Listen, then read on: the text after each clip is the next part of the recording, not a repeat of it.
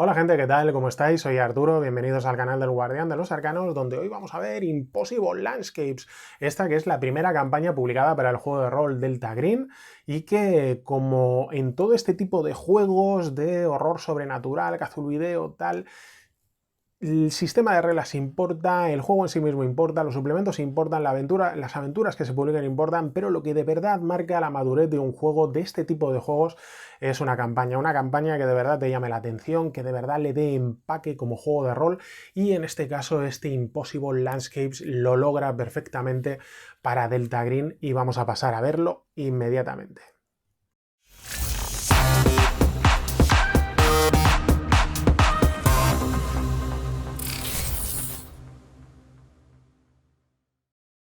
Bueno, este Impossible Landscape se presenta en un libro de tapa dura, a todo color, unas 370 páginas, es un buen tochaco,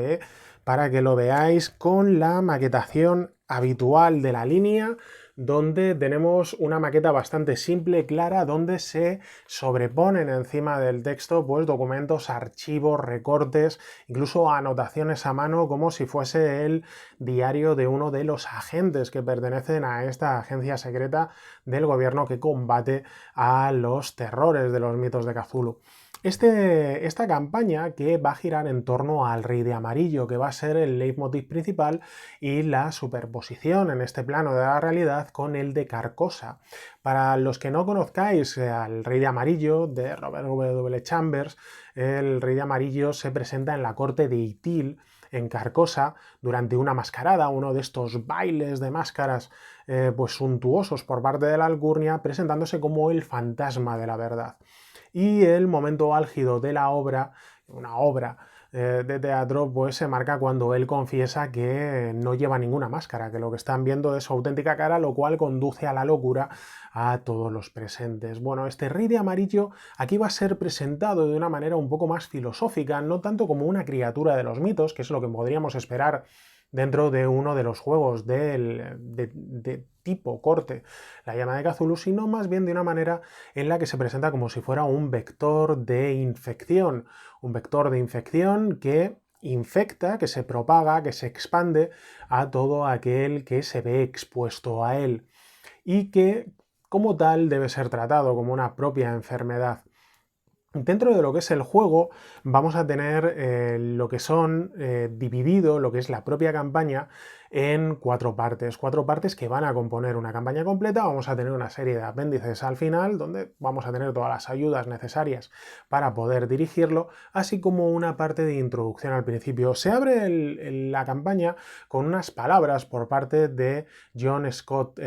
Tynes, que es uno de los autores de la época de Pagan Publishing, de lo que fue el suplemento de Delta Green, en aquel momento como suplemento para la llamada de Cthulhu, y que luego acabaría evolucionando para convertirse en un juego de rol propio. Bueno, John Scott Tynes comenta que a principios de los 90 él tenía la intención de crear una campaña para la llamada de Cthulhu basada en el Rey de Amarillo,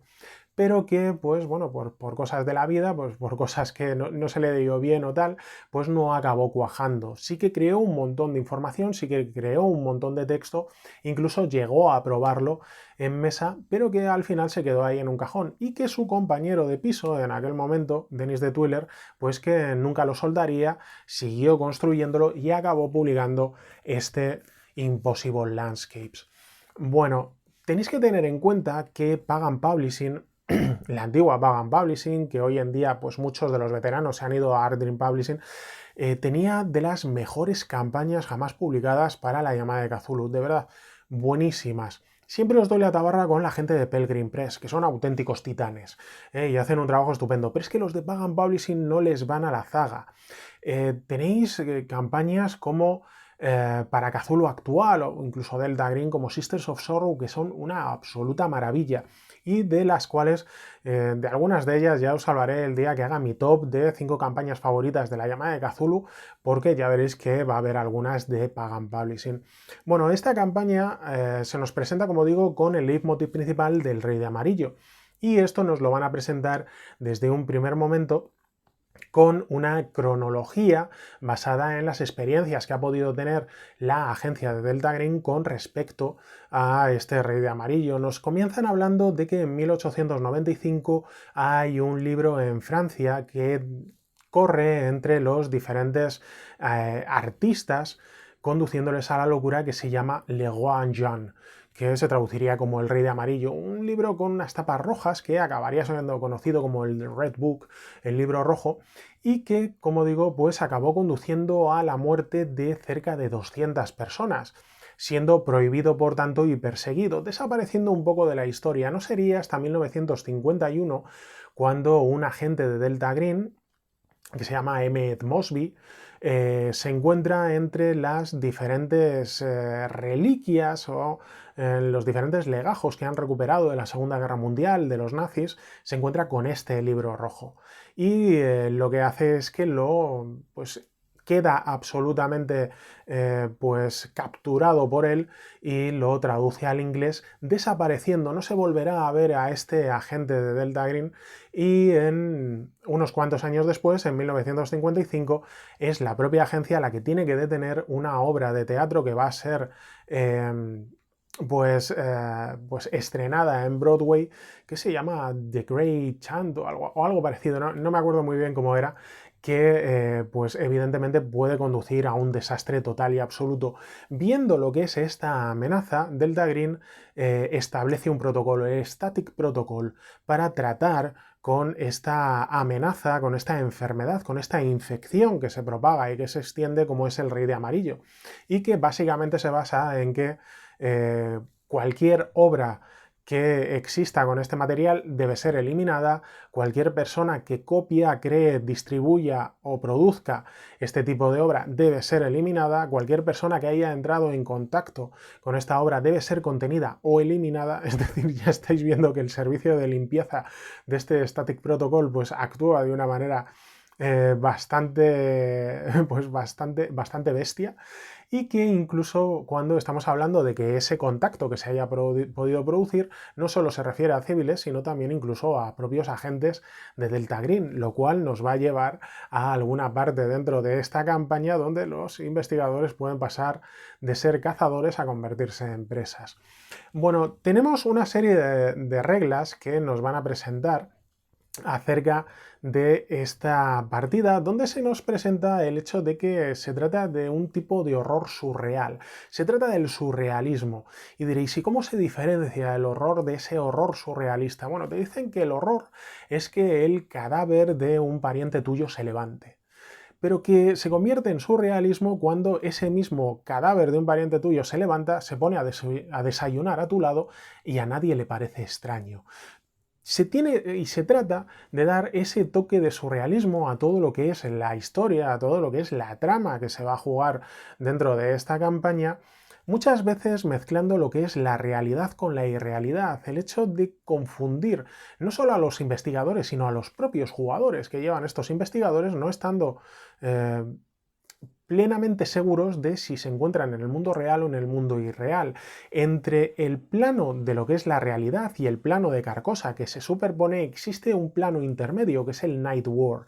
Digamos que sería algo así como el mundo noche. Y dentro de este mundo noche se tiende a confundir, se tiende a mezclar ambas realidades, provocando lo que es ese surrealismo. Esto se va a medir muy bien en torno a una mecánica que existe dentro de la propia campaña y que te la presentan aquí, más allá de la de cordura, que es la habitual que tendríamos en este juego, en este tipo de juegos, como es la de la corrupción. La corrupción que te provoca esa infección del Rey de Amarillo y que va a ir infectando y propagándose dentro de los propios agentes que jueguen esta campaña. Y a mayores niveles de corrupción se va a producir una serie de capacidad de obtener mayor información dentro de este surrealismo. Dentro de lo que es la propia campaña vienen una serie de cuadraditos, y especialmente a lo que es el final, la parte final de cada una de las partes en las que se divide, que se llama Exeunt, que es una especie de término dentro del teatro. Evidentemente volvemos a la obra de teatro del Rey de Amarillo, donde los actores salen y se cambia el escenario, ¿no? Lo que se produce durante este Exeun es la capacidad de conectar puntos entre las diferentes partes de la campaña que se desarrollan en diferentes años. La primera parte de la campaña se juega en 1995, la segunda parte 20 años después, en 2015. Fijaos la cantidad de tiempo que pasa. Pues estos Exeun, estos pasajes que te permiten conectar una parte de la campaña con otra y que te permiten en 2015 obtener pistas de 1995, acceder a esas pistas o en otro momento dado estar hablando por teléfono con una persona que se encuentra en una de las partes posteriores o ulteriores de la propia campaña. Por lo cual se producen esa serie de conexiones a través de este Night World y del Whisper Labyrinth, ¿no? Del laberinto de suspiros que conduce dentro de este mundo, dentro de este mundo noche hasta la propia Carcosa. Se juega muchísimo, como digo, con esa irrealidad y con esa capacidad de confundir muchas veces a los propios jugadores. Bueno, nos vamos a encontrar con una campaña dividida en cuatro partes que, sin ánimo de haceros demasiados spoilers, algo diremos, pero no os preocupéis demasiado, donde vamos a comenzar en el edificio McAllister. El edificio McAllister donde ha desaparecido una mujer, Abigail Wright, y los agentes van a tener que acceder allí para descubrir pues el paradero de esta mujer y van a tener su primer contacto con lo que es el Rey de Amarillo, con esta infección que se propaga y que se extiende por todo el propio edificio. No sé si habéis visto Archivo 81 de Netflix, pero imaginaos un edificio así, imaginaos un edificio donde se están produciendo cosas que se escapan a la concepción humana. Esto ocurre en 1995 y luego se produciría el salto a 2015, lo cual estos 20 años es un poco complejo el hecho de poder gestionarlos, puesto que por parte del autor se te cuenta cómo juégalos, ¿no? Te dice tú sigue jugando, mete partidas entre medias, tal, pero claro, eso lo que puede provocar es que los agentes, pues evidentemente mueran en un juego tipo como es Delta Green, con la mortalidad existente, con la posibilidad de que enloquezcan y pierdan la cabeza, pues es evidente que es complicado, ¿no? Te dice que, bueno, que los informes pasen de un agente a otro, el cómo hagas una especie de flashbacks o analepsis donde les cuentes, ¿no? el cómo se enteraron de estas operaciones y tal. Bueno, es un poco complejo, ¿no? No sé si lo de los 20 años luego te explican un poco, ¿no? La conexión que puedes tener, cómo te puedes encontrar con tu yo del pasado y tal, pero como digo, puede ser un poco complejo jugar esos años. Posteriormente salta a 2015, donde los agentes van a tener que encontrar a una serie de personas que se han escapado de Dorchester House, Dorchester House, se me traba la lengua con este palabra, que es una instalación, pues una especie de psiquiátrico donde hay gente que ha pertenecido a Delta Green y que evidentemente pues están allí pues tratando de recuperar sus cabecitas, pero que se han fugado y les van a tener que encontrar. Lo que pasa es que se va a producir ese surrealismo donde al final van a ser los propios jugadores los que se van a encontrar ingresados, ¿no? En este Dorchester House como pacientes, ¿no? Con esa diatriba de saber si eso es la realidad, si ellos en verdad están locos y están ingresados en este psiquiátrico o es que algo se ha producido y les ha metido en el mismo. Esta es la parte fundamental de lo que es la campaña, la parte más larga, porque la primera parte digamos que es una introducción donde los agentes van a entrar en contacto con esta infección del Rey Amarillo, pero la mayor parte se va a desarrollar en esta segunda parte, que es la más larga, la más extensa y desde luego la que más notas de brillantez tiene dentro de la propia campaña. Posteriormente, en la tercera parte, se van a dar cuenta de que han estado en contacto, de que están influenciados, incluso de que van a ser perseguidos por propios agentes de Delta Green, o al menos eso parece, y la cuarta parte ya se van a encontrar en Carcosa, van a proceder a entrar en ese Whisper Labyrinth, en ese laberinto de susurros que les va a conducir a través del mundo noche hasta la propia Carcosa, donde veremos si son capaces de escapar y de encontrar a esta Abigail Wright que había desaparecido en un primer momento. Bueno, se compone toda una campaña en base a esta idea, en base a esta serie de conceptos muy bien escrita, muy bien presentada, con una salvajada de información, con una brutalidad, es realmente vasta, es realmente amplia, incluso un poco pues difícil, ¿no? Un poco intimida un poco el ponerte con ella, con toda la información que tiene, porque no solo se desarrolla en cronología, no solo se desarrolla en informes, te dan un montón de detalles acerca de todas y cada una de las personas, de todos y cada uno de los PNJs que te vas a encontrar en la misma y que desde luego marca una campaña brillante, brillantemente escrita, brillantemente presentada, con una serie de conceptos que casan muy bien con lo que es un juego como Delta Green y que construyen toda una trama que se desarrolla a lo largo del tiempo y que es, pues la verdad es que muy absorbente. Es una campaña brillante, una campaña estupenda y excepcional,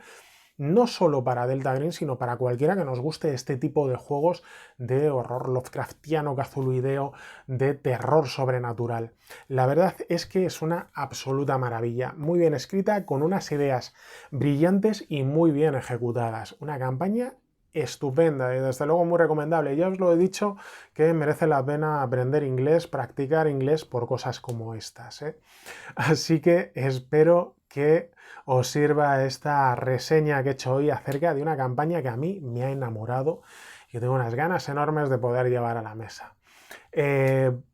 Para la próxima reseña que hagamos, lo mismo, no hacemos una reseña, sino que hacemos un versus. Quiero comparar este Delta Green con Exoterroristas, a ver qué os parece estos dos juegos que hablan de agencias peleando contra entidades sobrenaturales. Vamos a ver cuáles son los puntos fuertes de unas, de otros, cuáles son los puntos débiles, y creo que es una comparativa que puede ser muy interesante y que veremos en el siguiente vídeo. Cuídense mucho, sigan jugando y nos vemos en el siguiente vídeo. Adiós.